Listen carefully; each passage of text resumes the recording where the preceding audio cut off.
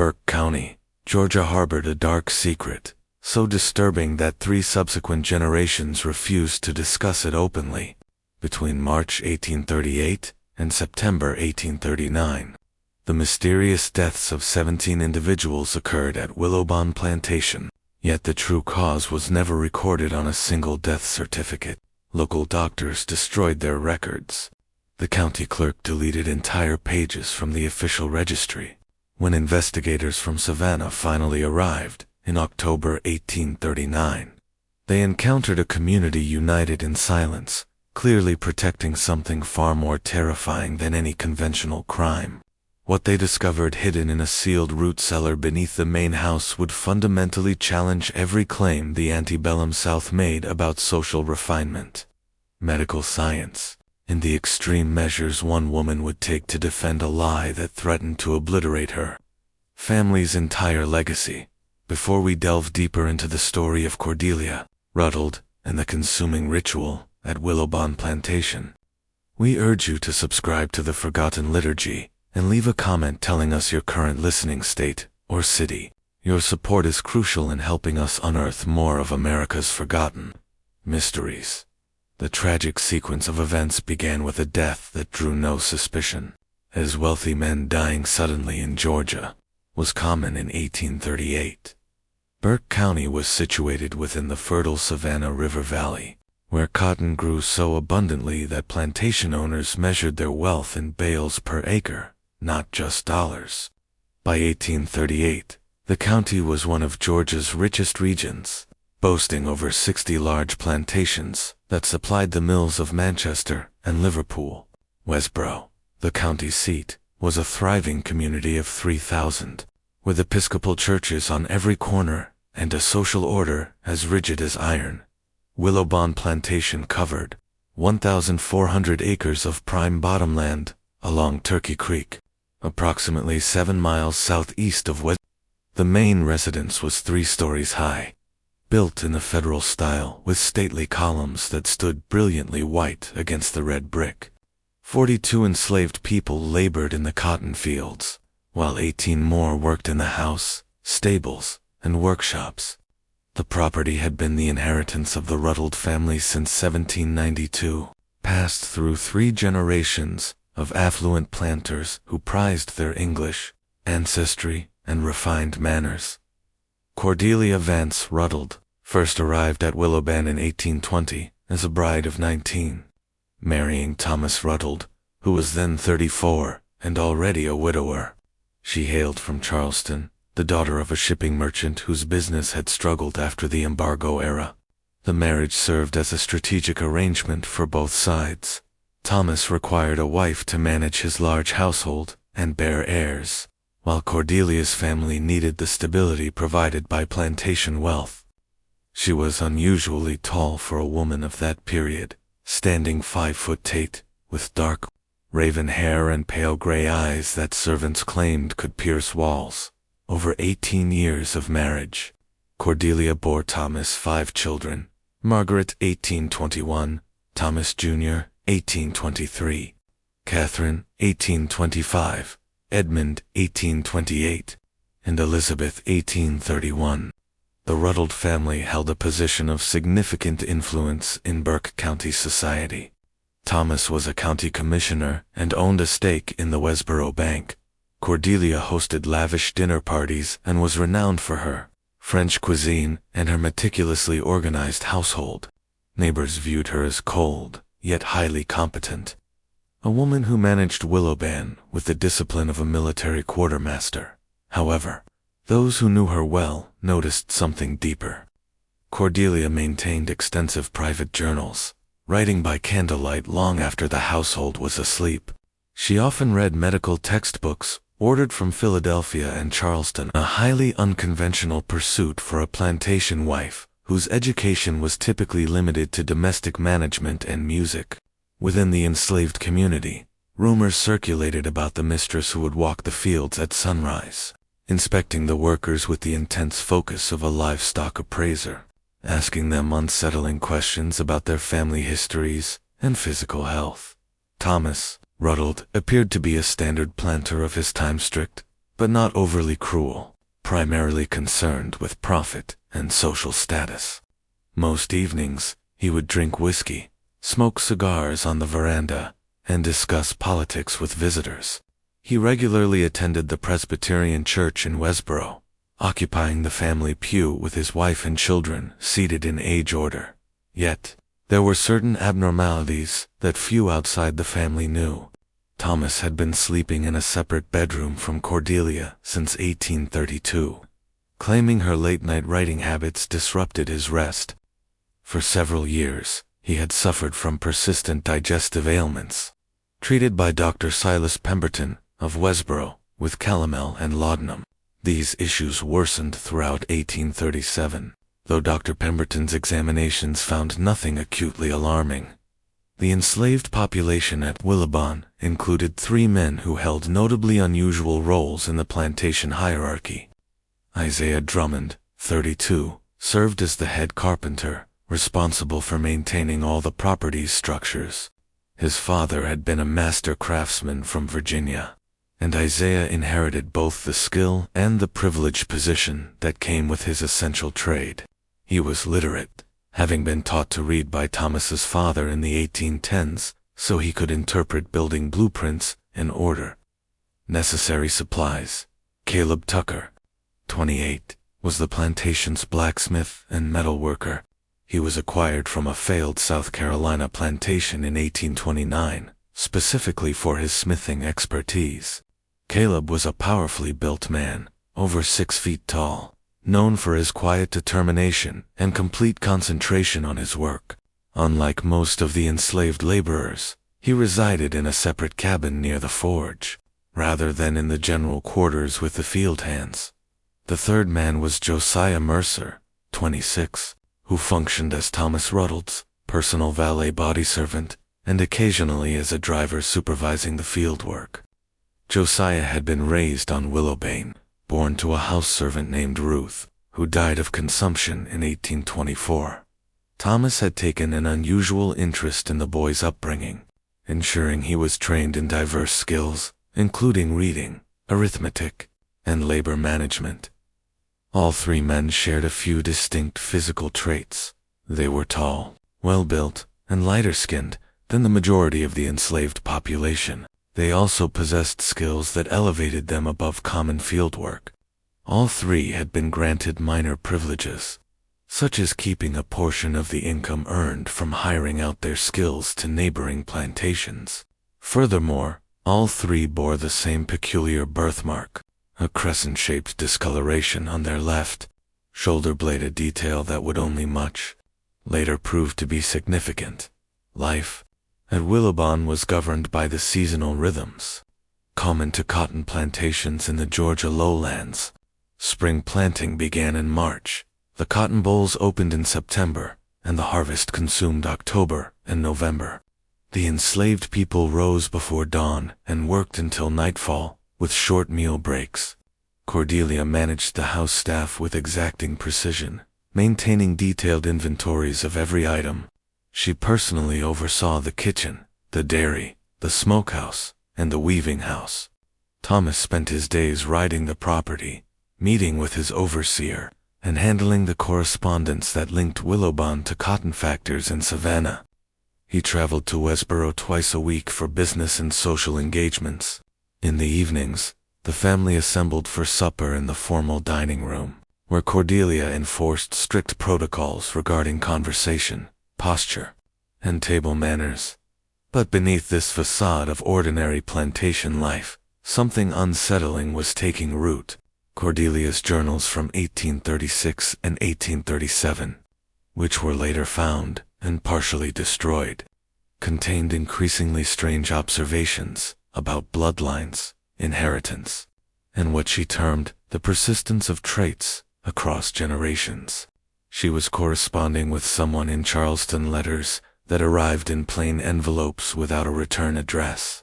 She had also begun procuring unusual medical supplies through a connection in Augusta, including mercury compounds, arsenic preparations, and equipment for what her accounts ambiguously described as hydrotherapeutic treatments. The winter of 1837 to 1838 was exceptionally harsh for Burke County. Temperatures dropped below freezing for Josiah, rare occurrence in the Georgia lowlands. The Savannah River froze at its edges. The enslaved people sought warmth in their cabins, burning whatever fuel they could gather. In the main house, fires roared constantly, and the family wore multiple layers of wool, even indoors. Thomas's health declined sharply that winter. His digestive issues escalated to severe cramping. He lost weight rapidly, and his face developed a gray, waxy look. Dr. Pemberton visited weekly, prescribing various remedies that offered no relief. Cordelia personally prepared all of Thomas's meals, delivering trays to his bedroom and feeding him broths and tonics of her own making. On the morning of March 3, 1838, Thomas Rutled was discovered dead in his bed by Josiah Mercer, who had arrived to help him dress. Thomas was 52 years old. Dr. Pemberton was summoned immediately, examined the body, and certified the cause of death as acute gastric fever with complications of the liver. He noted that Thomas had been weakening for months, and that such deaths were, unfortunately, common among men of his age and lifestyle. Cordelia received the news with striking composure. She neither wept nor cried out. Instead, she immediately began arranging the funeral with methodical precision. She selected Thomas's burial clothes, drafted the death notice for the Westboro newspaper, and sent word to relatives. She ordered the enslaved workers to drape the main house in black crepe and prepare the parlor for the viewing. Thomas Rutled was buried 3 days later in the family cemetery at Willowben, a small plot enclosed by an iron fence where his parents and first wife already lay. The funeral was well attended by the most prominent families in Burke County.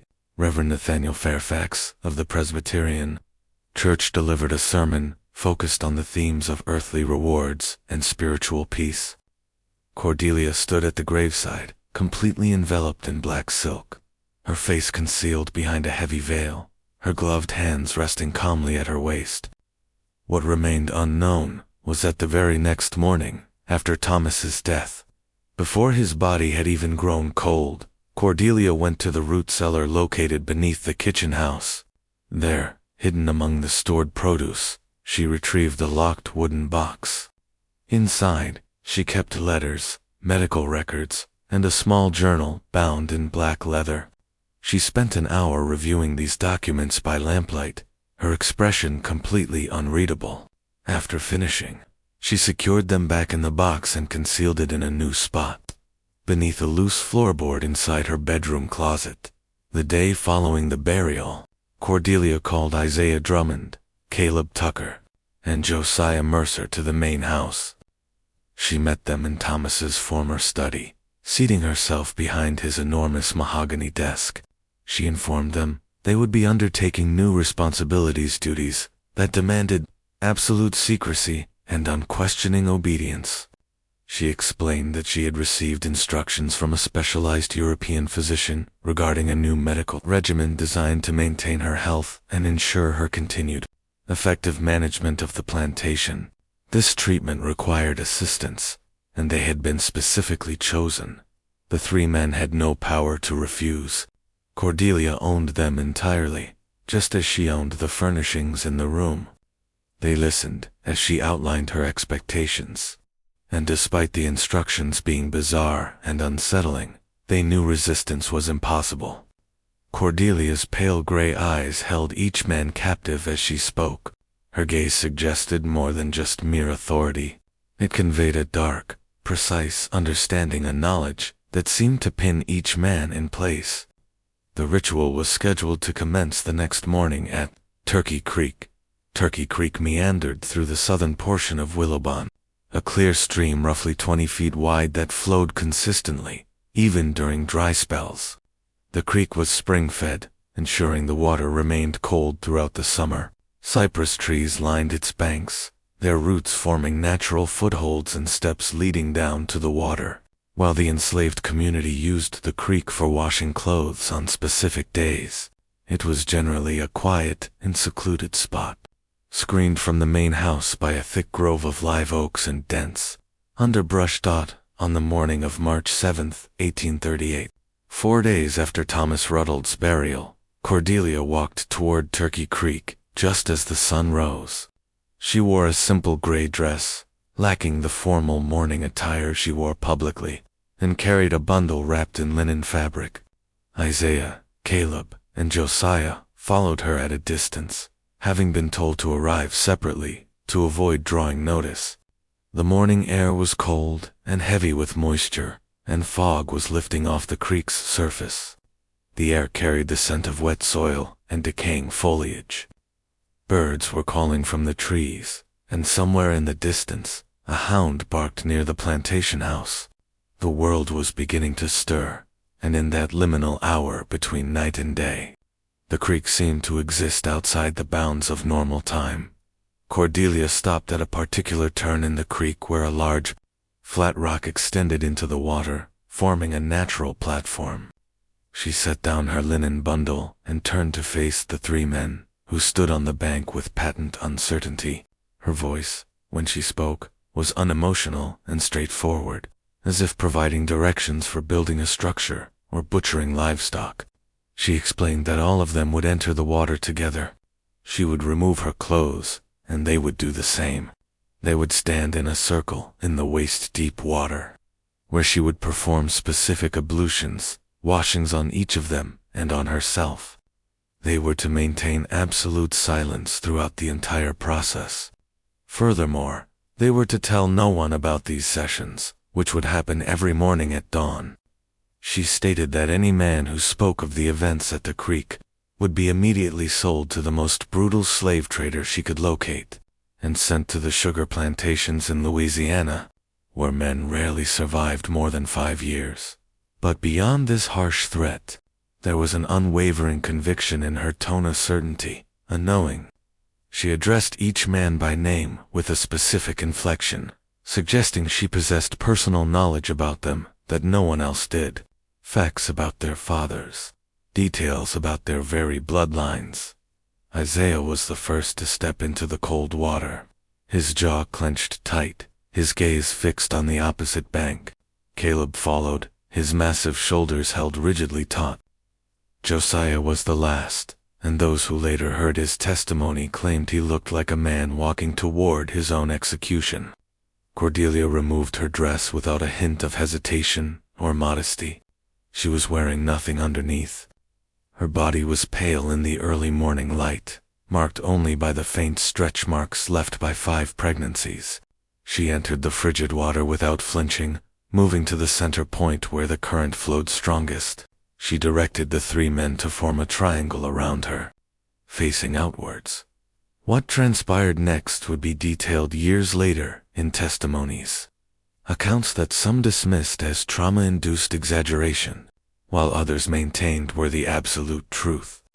Cordelia took a collection of objects from her bundle, a razor, several glass vials holding clear fluids, pieces of cloth, and the small leather-bound book. She opened the book and read aloud in a language none of the men recognized, which sounded similar to Latin but was distinct. She then began to wash each man with water drawn from the creek, following a specific, ritualistic pattern: shoulders, chest, arms, back, legs. She applied one of the liquids from her bottles, which tingled slightly on their skin and had a scent of chemicals and herbs. She chanted phrases as she worked, her voice steady and rhythmic. The men stood motionless, staring at the trees, the sky anywhere but at her or each other. Once she finished the 3 men, she performed the identical washing ritual on herself, her movements precise and deliberate. She then produced the razor and made small incisions on each man's left shoulder blade, directly over the crescent-shaped birthmarks. The cuts were shallow, but clearly intentional, and she collected the resulting blood on pieces of white cloth. She mixed this blood with more liquid from her vials, and then applied the concoction to her own chest and abdomen, rubbing it into her skin while continuing to recite from the book. The whole process lasted approximately 30 minutes. Once complete, Cordelia instructed the men to get dressed and resume their normal duties. She told them to return the next day at the same hour. She dressed herself, rewrapped her ritual items, and walked back towards the main house without looking back. Isaiah, Caleb, and Josiah stood on the creek bank for several minutes after she was gone, unable to speak or even look at one another. Finally, without exchanging a word, they separated to begin the day's labor. But something had fundamentally shifted. Each man felt a dull heaviness in his chest, a sense of mental confusion. It felt as if something vital had been extracted and replaced by something else. The ritual was repeated the following morning, and the morning after that, and every day thereafter. Occasionally, Cordelia would alter the procedure slightly, using different fluids, making cuts in different locations, or reciting different passages from her book, but the core elements remained constant. The dawn hour, the cold water, the nudity, the washing, the blood, and the incantations. Within 2 weeks, others at Willowben began to notice changes in Isaiah, Caleb, and Josiah. The 3 men, previously among the plantation's most efficient and attentive workers, now moved as if trapped in a haze. They performed their tasks adequately, but without the initiative or specialized skill that once defined them. Their eyes acquired a distant, glassy quality. They spoke little, communicating only in brief, monotonous sentences when absolutely necessary. Rachel, a house servant who had known Josiah since his childhood, later testified that it was like watching a man slowly vanish from within his own body. He still looked, walked, and talked like Josiah, but the essential spark that defined his personality appeared to be draining away daily. She attempted to ask him what was wrong, but he simply stared at her, as if he didn't quite recognize her, before turning and walking away without a word. The other enslaved people noticed this transformation as well. Whispers started circulating in the quarters at night. The 3 men were being affected by dark roots, conjured. Heck, Mistress Cordelia must have learned dark magic from a place like New Orleans. They were being slowly poisoned, their minds being stolen. But no one dared speak openly, and certainly no one would confront Cordelia herself in the main house. Cordelia's children observed their mother's strange new routine. She rose before dawn every day, regardless of the weather, and was gone for about an hour. Upon her return, her hair was often damp, and she went straight to her room to change. When young Edmund, then 10, asked where she went, she told him she was taking morning constitutionals for her health walks by the creek. She warned him not to follow, claiming the early morning air was dangerous for children with weak constitutions. Margaret, the eldest daughter at 17, was more skeptical, always perceptive. She noticed not only her mother's daily absences, but also the dramatic changes in Isaiah, Caleb, and Josiah. She observed that her mother kept the black leather book with her constantly now, even sleeping with it under her pillow. She also noticed her mother had lost weight, despite eating normally, and carried a feverish energy, a strange, unnatural brightness in her eyes. One morning in early April, Margaret attempted to follow her mother to the creek. She dressed quietly and slipped out of the house just as Cordelia disappeared into the oak grove. But Cordelia seemed to have anticipated this. She was waiting just inside the tree line, her face cold with fury. She grabbed Margaret's wrist, forcefully enough to leave bruises, and warned her daughter in a voice, barely above a whisper, if she ever followed again, if she ever told anyone about her mother's morning walks, Cordelia would personally ensure Margaret never married, never left Willowben, and never had any semblance of a life of her own. Margaret, terrified by the intensity in her mother's eyes, quickly ran back to the house that evening. Margaret recorded her thoughts in her own diary, a leather-bound journal she kept concealed within her wardrobe. She wrote that her mother had transformed into someone unrecognizable. She felt a sense of wrongness emanating from Cordelia, like a foul odor. Margaret was convinced that whatever ritual took place at the creek was pure evil. though her understanding of evil was limited to what she had learned at church. She debated whether to inform someone. But who? Her father was deceased, and what could she possibly say to Reverend Fairfax? Margaret decided her best course of action was to observe and wait. She started watching her mother more intently, noticing small details, the chemical scent that sometimes clung to Cordelia's clothing, the way she would stare at Isaiah, Caleb, and Josiah during the day, studying them like specimens, and the presence of a locked box in her mother's room, a box that hadn't been there before her father's death.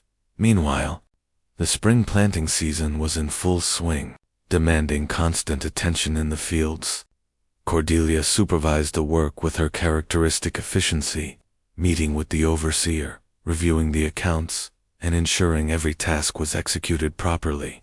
To the outside world, she was the model plantation widow, capable, composed, and responsibly managing her late husband's estate until her eldest son was old enough to take control.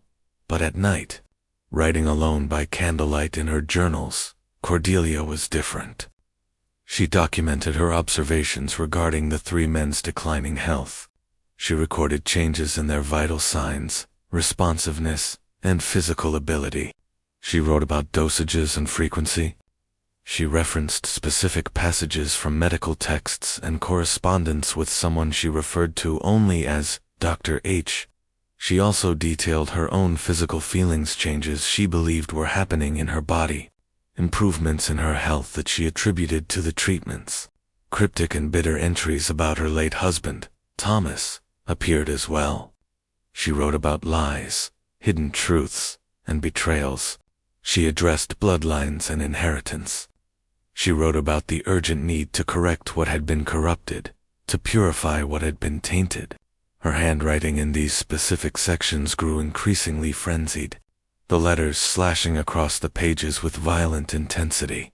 If this disturbing ritual is giving you chills, please share this video with a friend who enjoys dark mysteries. Hit that like button to support our content, and don't forget to subscribe so you never miss stories like this. Let's uncover together what happens next in the nightmare that is consuming Willowben Plantation. By May 1838, the changes affecting Isaiah, Caleb, and Josiah had become impossible to disregard. All three men had experienced significant weight loss. Their movements were now sluggish and uncoordinated. Isaiah, once capable of constructing complex structures from memory, now required written instructions for simple repairs. Caleb's metalwork became sloppy and inaccurate. Josiah could barely recall directions given to him only an hour prior.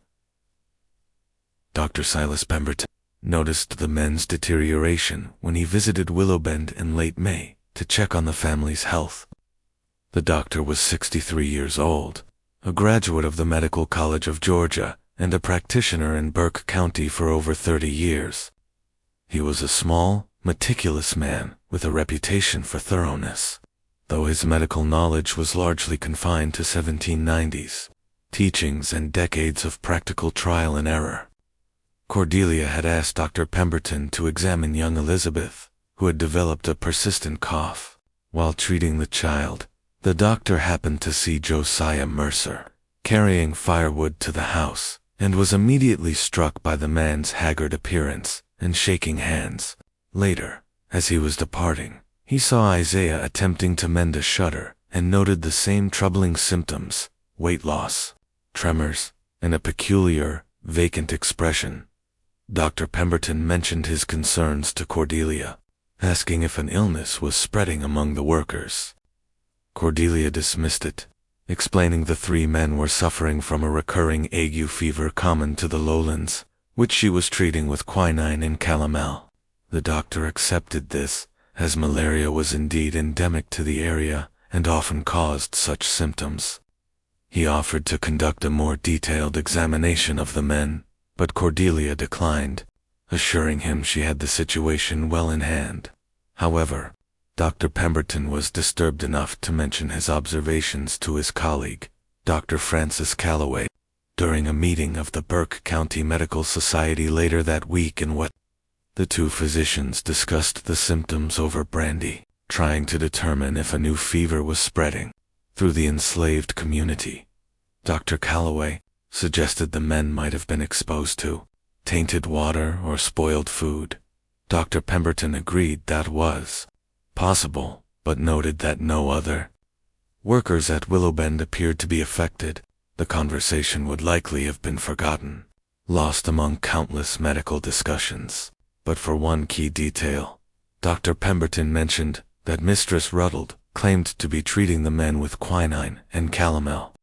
Yet he had not observed the characteristic blue-gray discoloration of the gums and tongue that calomel typically produced with regular use.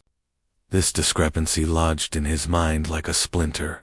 In early June, an event occurred that brought the situation at Willowben to wider attention. Isaiah Drummond collapsed while working on repairs to the plantation's cotton gin. He simply fell forward, unconscious, and could not be roused for several minutes. When he finally came to, he was disoriented, unable to recall his location or activity. His speech was slurred, and one side of his face appeared to droop slightly. The overseer, a man named Marcus Delqua, reported the incident to Cordelia. She visited Isaiah in the carpenter's cabin, where he was resting. After a brief examination, she ordered him to remain isolated in his cabin and be given only water and bread until he recovered. She suggested the man had been drinking, though Marcus knew for a fact that Isaiah never consumed alcohol, and there was no scent of whiskey about him. 2 days later, Caleb Tucker suffered a similar collapse at the forge. He was working iron when his legs suddenly gave out. Other workers found him on the ground, semi-conscious, muttering unintelligibly. Like Isaiah, he recovered slowly and could not explain what had occurred. Cordelia's reaction was identical: isolation and minimal sustenance. The enslaved community was now deeply terrified. Two of their strongest men, individuals who had never been sick, were wasting away before their eyes. The whispers intensified. Mistress Cordelia was slowly killing them. She was feeding them poison or using root work against them. Some recalled old tales from Africa and the Caribbean about people who could steal souls or turn strong men into empty shells. An elderly woman named Dinah, who had been brought from the Congo decades earlier and was respected for her knowledge of herbs and healing, approached Josiah Mercer one evening in mid-June. She begged him to tell her what was being done to him and the others. Josiah simply stared at her with those vacant eyes and said nothing. Dinah tried pressing a protective charm into his hand, a small bag of roots and stones, but Josiah let it fall to the ground and walked away. Dinah then went to the overseer, Marcus Delqua, a rare and risky step for an enslaved person.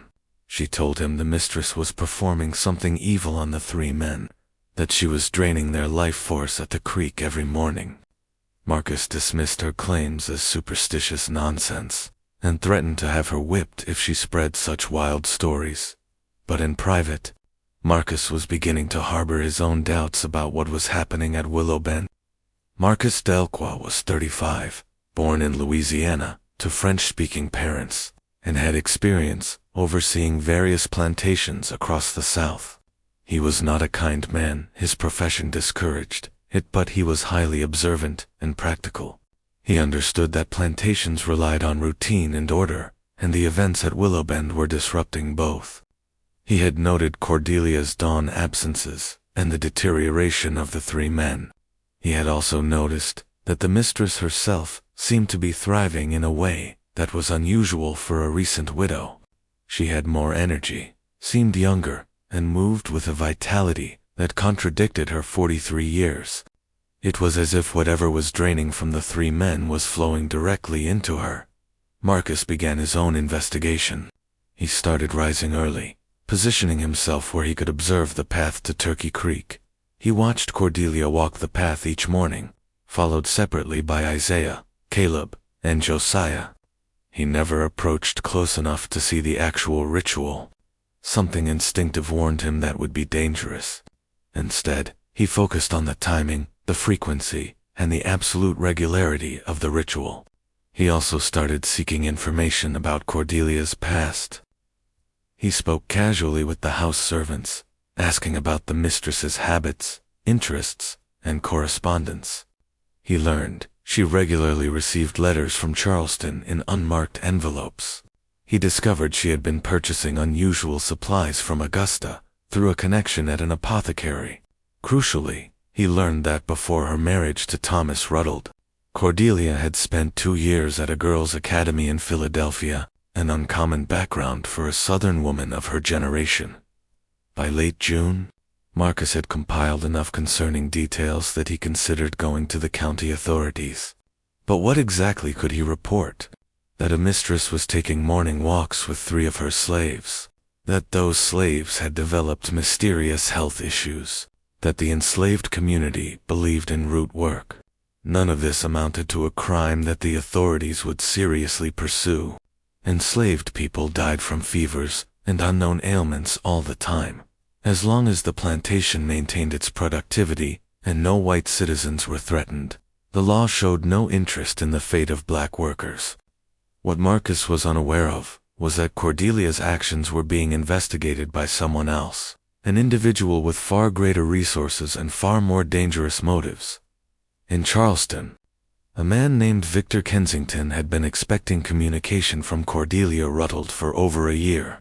Kensington, 52 years old, was a physician whose medical license had been revoked in Pennsylvania in 1829 following accusations of unauthorized experiments on patients at the Philadelphia Hospital for the Insane. He had fled to Charleston, where he rebranded himself as a medical consultant, catering to wealthy clients who were interested in alternative and unconventional therapies. Kensington specialized in what he termed vital transfusion therapy, loosely based on the 8 European theories of animal magnetism and life force. His treatments involved intricate rituals combining bloodletting, hydrotherapy, chemical concoctions, and psychological manipulation. He asserted that he could transfer youth, health, and vitality from one person to another, claiming he had discovered the secret to rejuvenation that alchemists had searched for centuries. Most of his clientele were desperate people with money, men facing death from wasting diseases, women consumed by the fear of aging, and individuals seeking any miracle that conventional medicine could not provide. Kensington charged exorbitant fees and produced detailed documentation of his alleged successes, though a close investigation would reveal that most patients either died or vanished soon after beginning treatment. Cordelia first met Kensington in 1836 during a trip to Charleston to visit her family.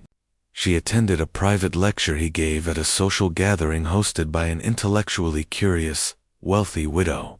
Kensington spoke about the newest European ideas concerning vital force and the possibility of conquering aging and disease through the careful manipulation of the body's inherent energies. Cordelia, who had been studying medical texts for years in secret, was instantly captivated. She arranged a private meeting with Kensington at his offices on Church Street. There, in a room lined with anatomical drawings and preserved specimens in jars, she confided a secret she had never shared with anyone. She told him she was certain her husband had been systematically deceiving her about the paternity of their children. The narrative Cordelia unfolded for Kensington was intricate and sinister. She explained that through meticulous observation and years of suspicion, she believed at least 3 of her 5 children were not Thomas's biological offspring. She believed Thomas was sterile, or nearly sterile, possibly due to a venereal disease he contracted in his youth.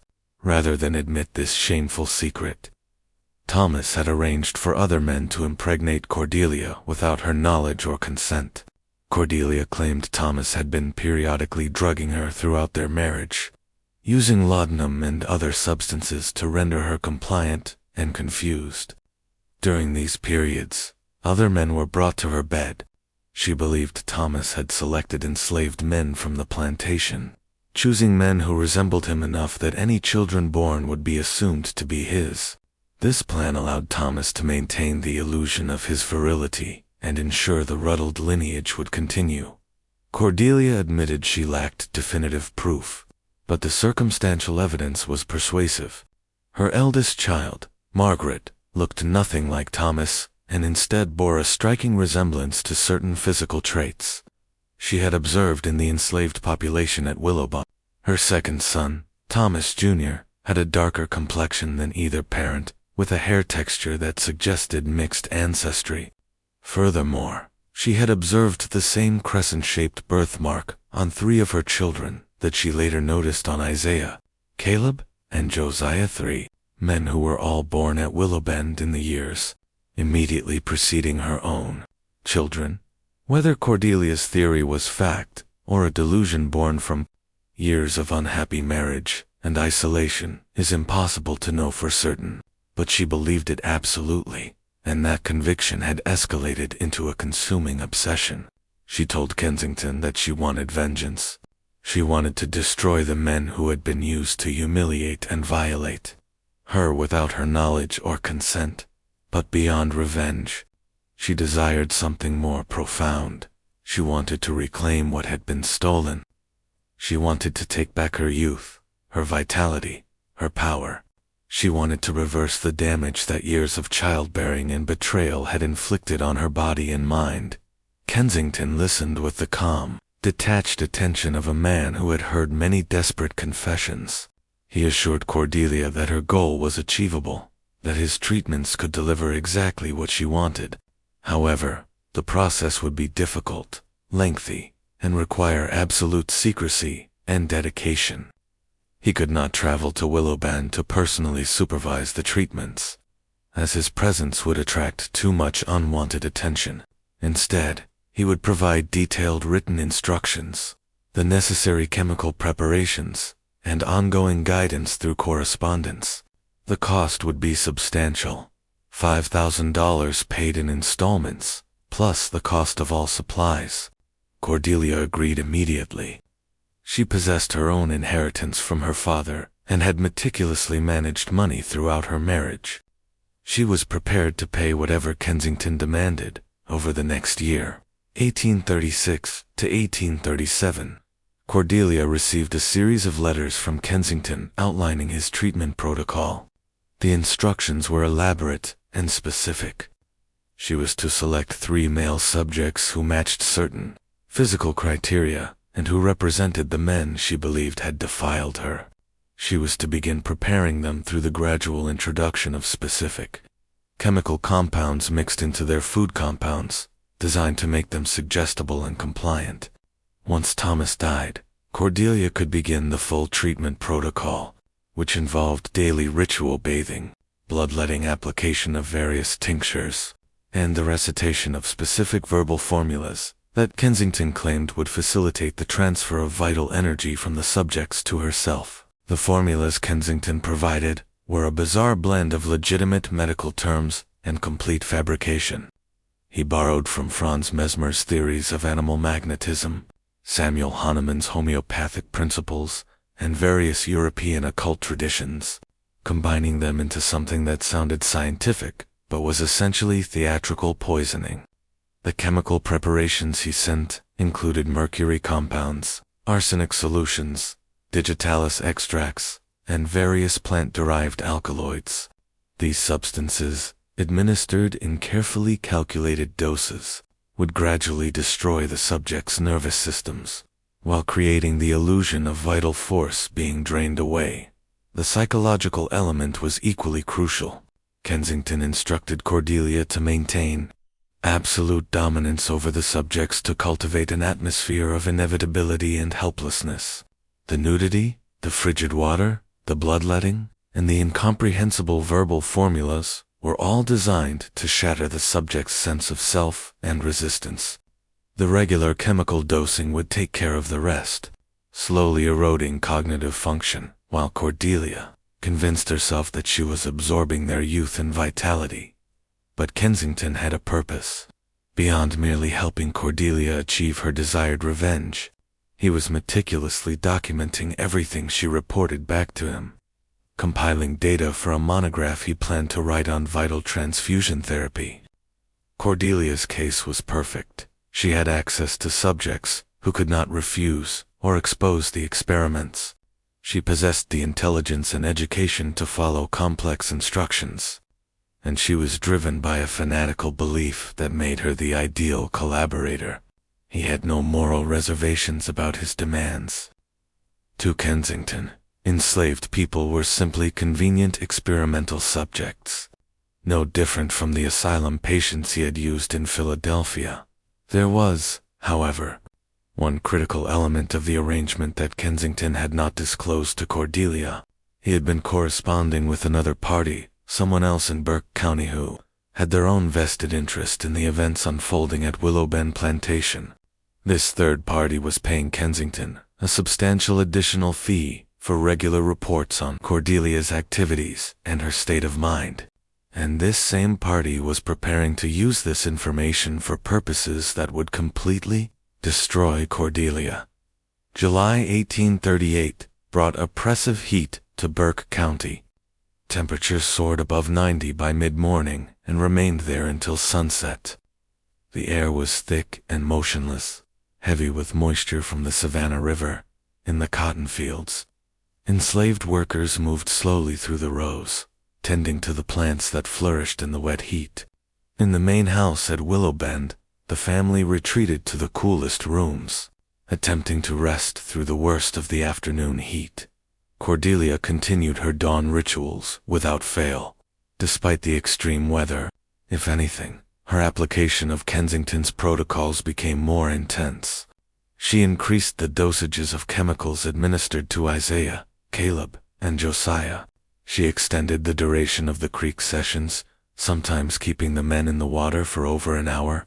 She introduced new elements to the ritual: forced ingestion of bitter tinctures, the application of caustic substances to their skin, and the collection of other bodily fluids besides blood. The three men were clearly dying.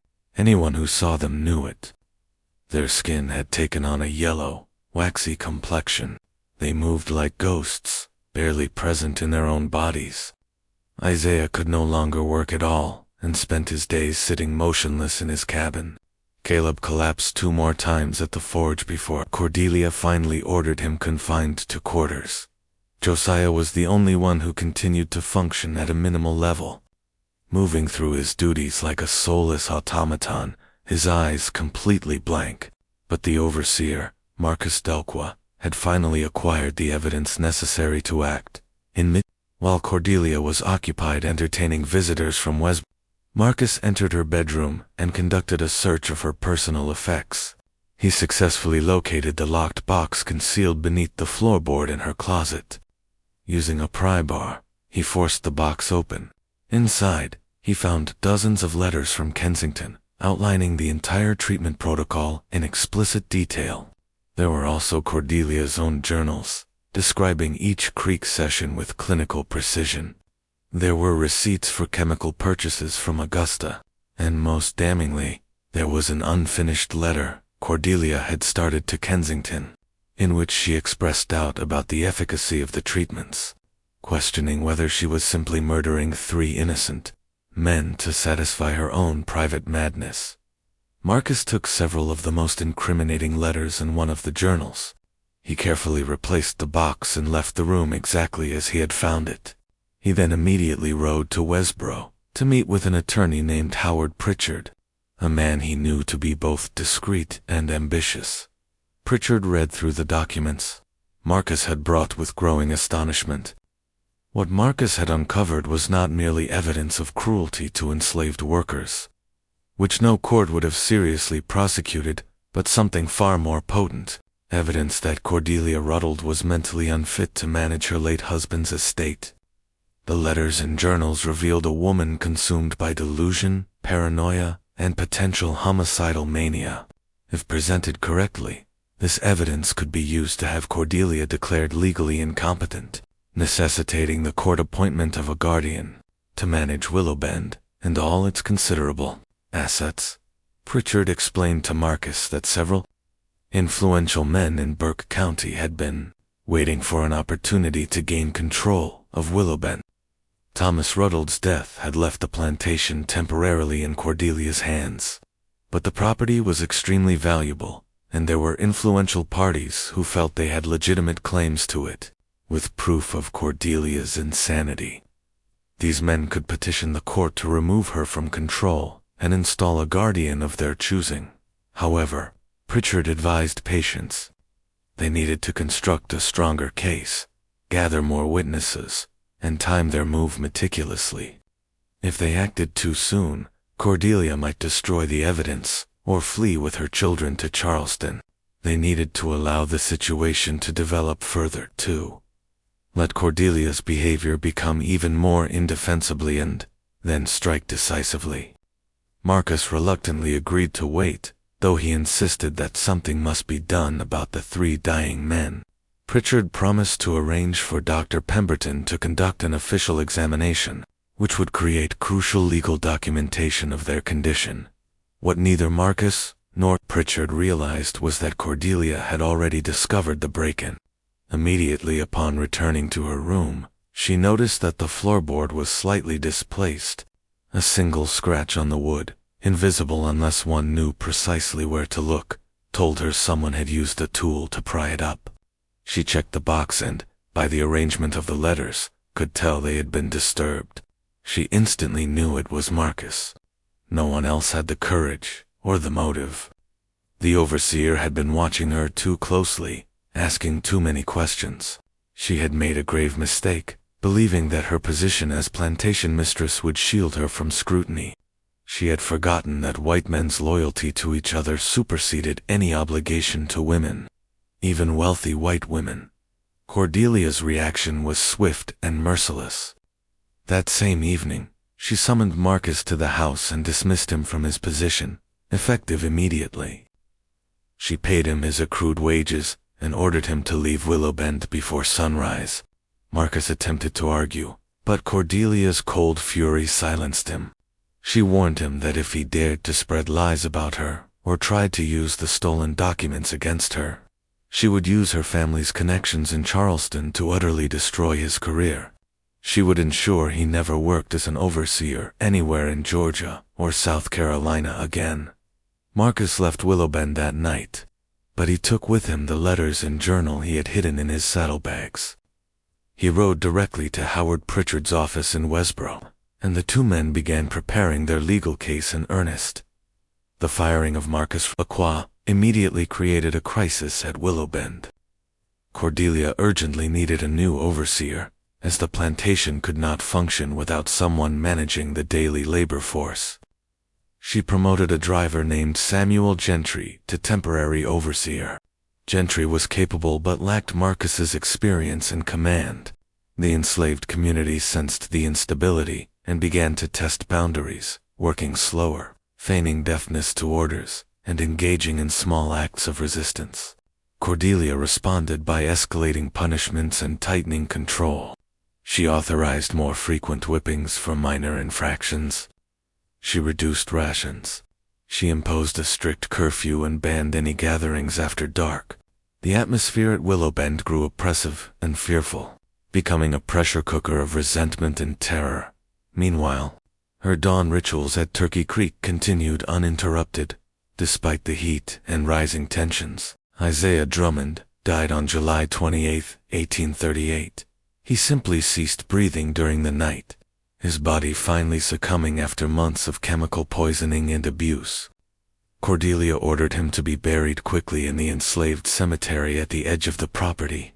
With no ceremony or mourning permitted, she recorded his death in the plantation ledger as fever and consumption, and immediately intensified her treatments of the remaining 2 men, as if Isaiah's death had somehow strengthened, rather than discouraged, her obsession. In early August, Margaret Rutled made a desperate decision. She could no longer remain silent while her mother spiraled into madness and murder. She wrote a letter to her maternal aunt in Charleston, Catherine Vance, detailing everything she had observed at Willowbend. Her mother's strange behavior, the dawn absences, the deterioration of the 3 enslaved men, Isaiah's recent death, and the pervasive sense that something evil had consumed the plantation. Margaret secretly mailed the letter through a trusted house servant sent to Westboro on an errand. The letter arrived in Charleston 10 days later. Catherine Vance, a widow of considerable social standing, was horrified. She immediately wrote to Dr. Pemberton, urging him to visit Willowben and assess Cordelia's mental state. She also wrote to the county probate judge, expressing serious concern for her niece's welfare and her sister-in-law's fitness to manage the Rutled estate. These letters, arriving almost simultaneously with the legal maneuvers Howard Pritchard was orchestrating, created a convergence of pressure on Cordelia. By late August, multiple powerful parties were moving against her, though she remained unaware of the full scope of the conspiracy. Dr. Pemberton visited Willowben on August 20th, ostensibly to check on the family's health. He examined all 5 children and found them reasonably healthy, though young Edmund showed signs of nervous strain. When the doctor requested to examine Caleb Tucker and Josiah Mercer, whose declining condition had been reported to him, Cordelia initially refused. She insisted the men were suffering from common summer fevers, and that she was treating them properly. Dr. Pemberton pressed the issue, and Cordelia finally relented. She led him to the cabin where Caleb lay in a filthy cot, barely conscious. The doctor's examination revealed extreme emaciation, clear signs of heavy metal poisoning, including the blue-gray discoloration of the gums and fingernails, neurological damage evidenced by tremors and lack of coordination, and what appeared to be chemical burns on the man's shoulders and chest. Dr. Pemberton was shocked. These were not symptoms of any natural fever. He insisted on examining Josiah as well and found similar signs of poisoning and abuse. He confronted Cordelia directly, demanding to know what treatment she was administering. Cordelia, her composure finally breaking, told him about the European physician's protocol, the therapeutic bathing, and the tinctures designed to cure her own declining health. Dr. Pemberton listened with growing alarm. He recognized some of the chemicals Cordelia described as extremely toxic: mercury, arsenic, digitalicin, concentrations far exceeding therapeutic doses. He told Cordelia bluntly that she was not curing herself. She was murdering the 2 men. He stated he would be reporting his findings to the county authorities and that she needed to stop the treatments. Immediately, Cordelia's response was chilling in its calm rationality. She informed Dr. Pemberton that he had no authority over what she chose to do with her own property. The 3 men had been selected for a specific, higher purpose, one the doctor could not possibly grasp. They had violated her in ways that transcended physical assault. They had participated, whether knowingly or not, in her husband's scheme to humiliate and degrade her. They deserved what was happening to them, and besides, the treatments were working. She felt stronger, younger, more vital than she had in years. The transfer was real. Dr. Pemberton left Willowben deeply disturbed. He wrote directly to Westboro and filed a formal report with both the county sheriff and the probate court. His testimony, combined with the documents Marcus Delqua had provided to Howard Pritchard, created an overwhelming legal case against Cordelia. On September 3, 1838, Sheriff Benjamin Talmadge arrived at Willowben with a court order. Cordelia Rutled was commanded to submit to an examination by a panel of physicians to determine her mental competence. Pending the results of this examination, a temporary guardian would be appointed to manage the plantation and supervise her children. Cordelia was not formally arrested, but all her authority was effectively stripped away. The examination occurred 3 days later at the courthouse in West. A panel of 3 physicians, including Dr. Pemberton, questioned Cordelia for over 4 hours. They inquired about her beliefs regarding her husband's alleged conspiracy, her knowledge of medicine, and the reasoning behind the treatments she had administered. They examined her, both physically and mentally, searching for indications of hysteria, mania, or delusional thought. Cordelia, realizing that everything she had strived for was falling apart, tried to appear rational and in control. But when the doctors pressed her on specific details, her underlying obsession became impossible to conceal. She insisted her theory about Thomas's deception was founded on meticulous observation and logic. She defended Kensington's protocols as scientifically sound. She argued that the improvement in her own health was proof that the treatments were working. She showed no remorse for Isaiah's death, or concern for the suffering of Caleb and Josiah. The panel's conclusion was unanimous. Cordelia Rutled was suffering from a severe delusional disorder, and was mentally incompetent to manage her affairs or care for her children. They recommended immediate intervention and long-term supervision. The court appointed Margaret's aunt, Catherine Vance from Charleston, as the temporary guardian of the Rutled children and the estate. Catherine arrived at Willowben in mid-September with her own staff and immediately assumed control. She confined Cordelia to a locked bedroom in the main house, making her a prisoner in her own home. She permanently halted the dawn rituals at Turkey Creek. She arranged for proper medical treatment for Caleb and Josiah, though Dr. Pemberton warned that the damage to their bodies was likely irreversible. Cordelia accepted her confinement with an eerie calm. She knew she had lost, but she did not believe she had been wrong. In her mind, the conspiracy against her had simply been more powerful than her ability to resist. Thomas had won, even from the grave, by ensuring people would believe her to be mad, rather than believe the truth of what he had done to her. Catherine Vance began the process of uncovering the full truth about Willowben. She hired investigators to track down Victor Kensington in Charleston. They found his offices abandoned. His landlord reported that he had fled the city suddenly in early September, owing several months' rent. His personal belongings had been removed, but investigators discovered hidden documents that revealed the full extent of his fraudulent medical practice and his correspondence with Cordelia.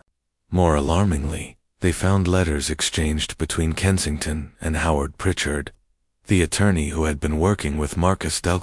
These letters revealed that Pritchard was Kensington's other client, the third party who had been paying for regular reports on Cordelia's actions. Pritchard had been deliberately allowing the situation at Willowben to worsen, waiting for Cordelia to commit acts so shocking that her removal would be legally undeniable. His plan was to have himself appointed as guardian of the estate, which would have granted him control of Willowben's substantial assets. The conspiracy completely unraveled when Catherine presented this evidence to the probate court. Pritchard was disbarred and fled Burke County before he could face prosecution. Marcus Delqua, who had been an unwitting pawn in Pritchard's scheme, provided testimony about everything he had observed. The court acknowledged that, while Cordelia had indeed committed terrible acts, she had also been manipulated by Kensington and allowed to spiral into madness by men who saw profit in her destruction. The central question remained, what exactly had Thomas Rutled done? Had he truly orchestrated the elaborate deception Cordelia believed, or had her theory been pure delusion from the very start? Catherine Vance commissioned a private investigation, hiring a former Charleston police detective to look into the matter. The detective spent weeks reviewing Willowben's records, interviewing elderly servants, and tracing the histories of Isaiah, Caleb, and Josiah. What he uncovered was both more complicated and more tragic than anyone had imagined. Thomas Rutled had indeed suffered from a venereal disease in his 20s, an illness that often caused sterility in adult men. Medical records from his first marriage confirmed that his first wife had never conceived during 8 years of marriage, which was unusual for a couple with no apparent fertility issues on the wife's side. But Thomas had not drugged Cordelia or arranged for enslaved men to impregnate her against her will. Instead, he had done something far more calculating and cruel. He had deliberately fathered children with enslaved women before his marriage to Cordelia. Children he kept at Willowben and raised as valuable skilled workers. When Cordelia failed to conceive during the first 2 years of their marriage, Thomas had begun a campaign of psychological manipulation, suggesting the problem might lie with her, that she might be barren, or that God was punishing her for some sin. Then, when Cordelia finally did conceive, Thomas began giving her fertility tonics that were actually just harmless herbs. He encouraged her to believe the children were miracles, proof of divine intervention. But the perceptive and intelligent Cordelia had noticed the physical resemblances between her children and certain enslaved workers. She had drawn conclusions that were partially correct. Her children did share bloodlines with Isaiah, Caleb, and Josiah, but not because those men had been brought to her bed. Rather, because those 3 men were Thomas's children, her children's half-brothers, making her own offspring, products of Thomas's earlier relationships with enslaved women. Thomas had kept his mixed-race children at Willowben, given them elevated positions, taught them skills, and even provided small privileges, all while maintaining the fiction that they were merely talented workers. He had created a complex web of secrets and lies, never intending for Cordelia to learn the truth. He had assumed his secrets would die with him. But Cordelia, through years of keen observation and suspicion, had pieced together a version of the truth that was close enough to reality to drive her to madness. She had been right that her children shared blood with the 3 men. She had been right that Thomas had deceived her about the fundamental nature of their family. However, she had constructed the mechanism of that deception in a way that transformed her from a victim into a perpetrator, from a wronged wife into a murderer. Caleb Tucker died on September 20th, 1838. His body finally succumbed to the accumulated poison Cordelia had administered over 6 months. Josiah Mercer survived, but remained in a state of permanent cognitive impairment, unable to work or care for himself. He lived another 8 years at Willowben, cared for by other enslaved workers, a living ghost of the man he once was. Cordelia Rutled was never prosecuted for murder under Georgia law in 1838.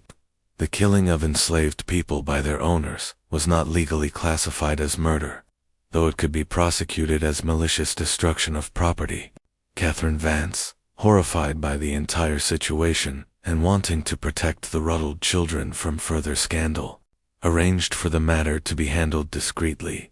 In November 1838, Cordelia was committed to the Georgia Lunatic Asylum in Mill. She lived there for 14 years, dying of pneumonia in 1852 at age 57. Hospital records describe her as a quiet patient who spent her days writing in journals that the staff regularly confiscated and destroyed. She never retracted her beliefs about Thomas's conspiracy, never expressed remorse for the men she had killed, and never acknowledged that she had been manipulated by Victor Kensington. The Rutled children were raised by their Aunt Catherine in Charleston. Margaret married a physician from Philadelphia in 1842 and never returned to Georgia. Thomas Jr. attended university in Virginia and eventually sold Willowben in 1856. Wanting nothing to do with the plantation where such horror had occurred, the younger children, Edmund and Elizabeth, were told edited versions of what happened. Stories that omitted the worst details of their mother's crimes. Victor Kensington was never found. Some reports placed him in New Orleans in the early 1840s, still practicing his fraudulent medicine under a different name. Others claimed he had fled to Mexico or South America. He left behind dozens of victims across the American South, people he had exploited with false promises of rejuvenation and vitality transfer. By 1850, his name had vanished from all medical directories and city records, as if he had never existed at all. The truth about Thomas Rutled's secret children was never made public during the lifetime of anyone involved. The children he had fathered with enslaved women, except for the 3 Cordelia had murdered, were sold away from Willowben after Catherine Vance took control of the estate. Their descendants scattered across Georgia and beyond, never knowing their connection to the prominent Rutled family. Willowben Plantation continued to operate under various owners until the Civil War. The main house was burned by Sherman's troops in 1864 during the March to the Sea. After the war, the property was subdivided and sold to former Confederate soldiers attempting to rebuild their lives. By 1880, the original plantation had been broken into 6 separate farms, and the name Willowben had been largely forgotten, except by the oldest residents of Burke County. Turkey Creek still flows through what was once the Rutled property, clear and cold, but the banks where Cordelia conducted her rituals became overgrown and avoided by local people. In the 1870s and 1880s, freedmen living in the area refused to fish or wash clothes in that particular bend of the creek. They told their children that the water there was cursed, that it had tasted blood and would never run clean again. By the 1890s, even white farmers avoided the spot, though they could not articulate exactly why, except that it felt wrong, that the air seemed heavier there, that birds did not sing in the cypress trees along that stretch of water. In 1891, a farmer plowing land that had once belonged to Willowben's fields unearthed a wooden box buried about 3 feet deep. Inside were glass bottles containing residues of strange chemicals, rusted medical instruments, and water-damaged papers covered in handwriting that had faded to the point of illegibility. The farmer, deeply unsettled by the discovery, reburied the box and never mentioned it to anyone except his wife. When he died in 1903, she burned his diary, which contained a description of the find, stating only that some secrets were meant to remain buried.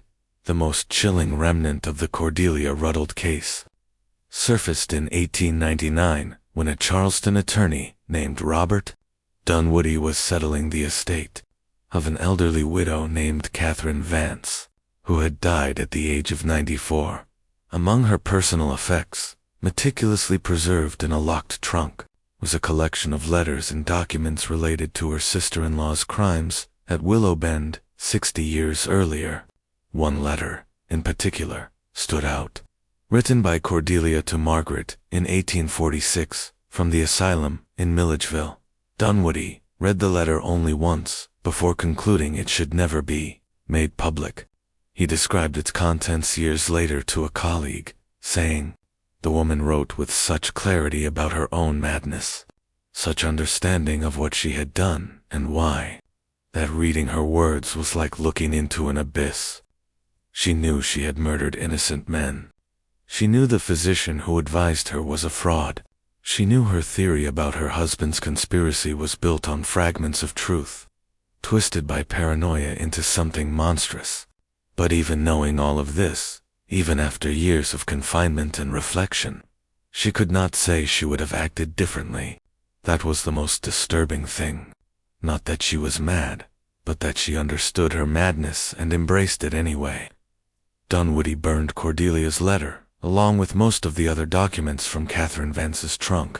He kept only a few items: receipts from the asylum showing payments for Cordelia's care, a brief account Margaret had written in 1840, describing her mother's final lucid conversation before being committed, and a single page from one of Cordelia's journals, dated March 10, 1838, 1 week after Thomas's death and 3 days into the creek rituals. The journal entry, which Dunwoody preserved because he believed it was historically significant despite being deeply disturbing, read, "I have begun the treatments Dr. H. prescribed." The 3 subjects responded, as expected, to the initial procedures. "I felt nothing during the first session. No transfer of vitality, no sensation of renewal. But today, the 3rd day, I felt something.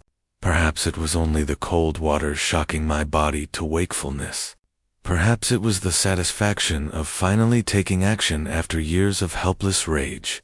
Or perhaps the treatments do work, and what I felt was the beginning of the restoration Dr. H. promised.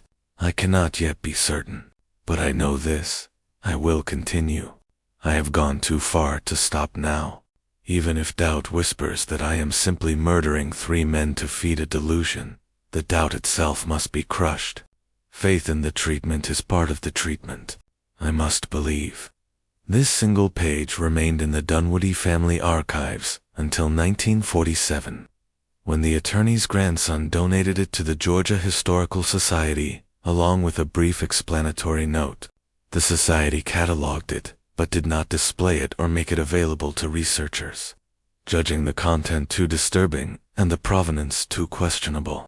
It remains in their restricted collection to this day, accessible only to scholars who can demonstrate a legitimate academic purpose. In Burke County, the story of Cordelia Rutled and the rituals at Turkey Creek became a cautionary tale whispered among the elderly. A story about the dangers of grief and obsession, about the evil that could flourish in a society built on slavery and absolute power. But with each retelling, details were altered or forgotten. By the 1920s, most people who heard the story assumed it was pure legend, a ghost story invented to frighten children away from dangerous water. The last person who remembered the events firsthand was a woman named Sarah Drummond, born in 1835, who was Isaiah Drummond's niece. She lived to the remarkable age of 16, dying in 1941, in her final years, living with her great-granddaughter in Augusta. She would sometimes speak of her uncle Isaiah, the carpenter who had been murdered by the mistress at Willowben. She described him as a kind, talented, and intelligent man who had been given no choice but to obey when called to the creek each morning. She said that toward the end, he had told her that dying was not the worst part. The worst part was forgetting who he was while still being alive, feeling himself disappear piece by piece, while his body continued to function. Sarah wept when she spoke of this even 70 years after his death, saying that some cruelties were so profound they echoed across generations. When Sarah Drummond died in 1941, the last living link to the Willowben horror died with her. The few documents that survived, scattered across family archives and historical society collections, were too fragmentary to tell the complete story. Future generations would know that something terrible had happened at a plantation in Burke County in 1838, that a woman named Cordelia Rutled had been committed to an asylum for unspecified crimes against enslaved workers, that 3 men had died under mysterious circumstances. But the full scope of the horror, the psychological complexity of the crime, the web of deception and fraud that had enabled all of this was lost to time. What remains is Turkey Creek, still flowing through Burke County, its water still cold and clear. The bend where Cordelia conducted her rituals is unmarked and unremarkable, indistinguishable from 1,000 other places along 1,000 other southern creeks. But the water remembers, the land remembers, and in the memories of descendants who still live in Georgia, scattered fragments of the story persist, distorted by time, but never quite disappearing, like bloodstains that no amount of scrubbing can fully erase. This mystery shows us how easily desperation and betrayal can transform a person into something unrecognizable, how the systems of power and oppression in the Old South created conditions where such horrors could occur with minimal legal consequence. It reveals the darkest aspects of a society built on slavery, where human beings could be tortured and killed with almost no accountability, where a woman's rage and trauma could find expression only in violence against those even more powerless than herself, where medical charlatans preyed on the desperate and vulnerable, and where family secrets could poison multiple generations. What do you think of this story? Do you believe Cordelia was a victim driven to madness, or a murderer who used her status for heinous crimes?